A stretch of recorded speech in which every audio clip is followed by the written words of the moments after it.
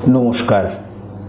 আজ ৩রা মার্চ বিশ্ব শ্রবণ দিবস। এবারে থিম যেটা ওয়ার্ল্ড হেলথ অর্গানাইজেশন থেকে ঠিক করা হয়েছে সেটা হচ্ছে আমাদের শ্রবণ শক্তির সম্বন্ধে আমাদের মানসিকতার পরিবর্তন আনা দরকার এবং আমাদের আরও বেশি এ সম্বন্ধে জ্ঞান অর্জন করা উচিত, যাতে আমরা আমাদের শ্রবণ শক্তিটিকে যত্ন করতে পারি, তার সুচিকিৎসা করাতে পারি এবং যাতে দীর্ঘদিন আমরা শ্রবণ ব্যবহার করতে পারি।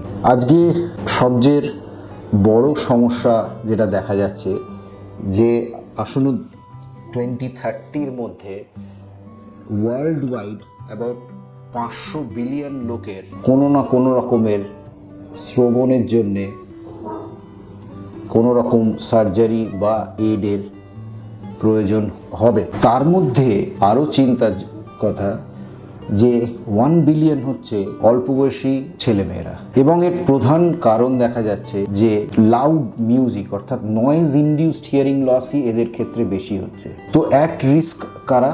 যারা বহুক্ষণ ধরে খুব হাই ভলিউমে হেডফোন ব্যবহার করছে, হাই ভলিউম আওয়াজে এক্সপোজ, যেমন রক কনসার্ট বা এমনি কোনো কনসার্ট যেখানে স্পিকারের সামনে তারা থাকছে, এবং যারা ভিডিও গেমার্স তারা এত উঁচু ভলিউমে হেডফোন লাগিয়ে ভিডিও গেম খেলছে, তাদের ক্ষেত্রে দেখা যাচ্ছে ইররিভার্সিবল নয়েজ ইনডিউসড হিয়ারিং লস হয় এবং তারা তাদের মধ্যবয়স্ক থেকেই তাদের হিয়ারিংয়ের প্রবলেম হবে এবং তাদেরকে হিয়ারিং এড ব্যবহার করতে হয়। আমাদের যে বন্ধুরা আমাদের মার্বেলের মিস্ত্রি, কাঠের মিস্ত্রি, তারা আজকাল অনেক ইলেকট্রিক ইনস্ট্রুমেন্ট ব্যবহার করেন এবং তাতে ভীষণ শব্দদূষণ হয় এবং তারা নিজেদেরকে যদি বাঁচানোর জন্য ইয়ার প্রোটেক্টর ব্যবহার করেন তাহলে কিন্তু তাদের কর্মক্ষেত্রে যে নয়েজ এক্সপোজার সেটা কমানো যেতে পারে, নয়তো তারা অনেকেরই ইররিভার্সিবল নয়েজ ইনডিউসড হিয়ারিং লস হয়। এছাড়া আমরা যদি কানের কোনো সমস্যা হলে কানের জন্যে বিশেষজ্ঞকে দেখাই তাহলে তাদের সুচিকিৎসা হবে। অনেকেরই ধারণা আছে যে কান পরিষ্কার করার দরকার, সেটা কিন্তু ঠিক নয়। কান পরিষ্কার করা, কান ইজ সেলফ ক্লেনজিং এবং বার্ডস ইনডিউসড কানের ইনজুরি ভীষণ রকম হয়। নেক্সট হচ্ছে যে কানের যখনই আমরা শুনতে পাচ্ছি না তখন ইমিডিয়েটলি একটা হিয়ারিং টেস্ট করা দরকার, কারণ অনেক সময় অল্প অসুবিধেতে হিয়ারিংয়ের problem, sensory neural hearing loss দেখা যায় অথবা নার্ভের হিয়ারিং লস দেখা যায়।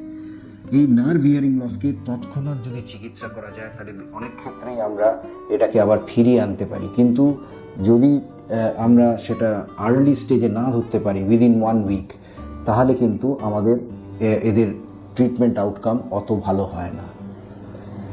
আমাদের প্রত্যেকটা অনেক বয়স্ক লোকই আছেন যাদের হিয়ারিংয়ের দরকার, কিন্তু হিয়ারিং এর সম্বন্ধে ভুল ধারণা থাকার জন্যে তারা হিয়ারিং এড ব্যবহার করে না। এনাদের কিন্তু ডিমেনশিয়ার চান্সেস অনেক বেশি। এবং আমি যে সমস্ত তথ্য বা যে সমস্ত কথা বলছি, আপনারা ওয়ার্ল্ড হেলথ অর্গানাইজেশনের যে ওয়েবসাইট সেখানে গেলে সেখানে অনেক তথ্য আছে এবং তাতে কিভাবে আপনারা নিজেদের হিয়ারিংকে বাঁচিয়ে রাখতে পারবেন, হিয়ারিং স্ক্রিনিং করতে পারবেন, তারও কিন্তু অনেক ফ্রি ইনফরমেশন রয়েছে। Hearing loss বা कान में नहीं सुनाई देना has now become a global health issue. Many adult, older and pediatric patients suffer this problem, but they don't seek immediate treatment. According to WHO data, by 2050, about 700 million of patients will have this problem. Among the 700 million, 34 million patients will be pediatric age group. Fortunately, 60% of all this hearing loss is preventable if the patient seek early ear care. Every year, 3rd March is celebrated as a World Hearing Day by WHO to make people aware of the hearing issues. So if you or your near and dear ones suffer from hearing loss, seek an ENT advice as soon as possible, because if the disease can be diagnosed at early stage, the hearing loss can be prevented and he or she can live a healthy life. নবজাত শিশুদের 1 মাসের মধ্যে hearing screening করাটা ভীষণ দরকার।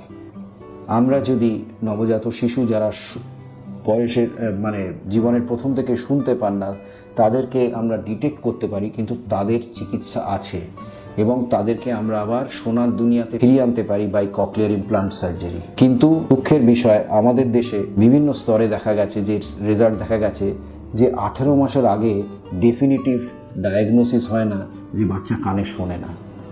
এই বাচ্চা কানে না শুনলে তার কিন্তু ল্যাঙ্গুয়েজ ডেভেলপমেন্ট হবে না এবং সে কিন্তু চিরকালই বধির হয়ে থাকবে। সুতরাং তাকে যদি সুচিকিৎসা করাতে হয় তাহলে 6 মাসের থেকেই তার সুচিকিৎসা শুরু হওয়া উচিত। আজকে চলুন আমরা সকলে এই প্রতিজ্ঞাই করি যে আমরা আমাদের কানের এবং আমাদের শ্রবণ শক্তির যত্ন নেব। এই বলেই আজকে আমার বক্তব্য শেষ করতে চাই।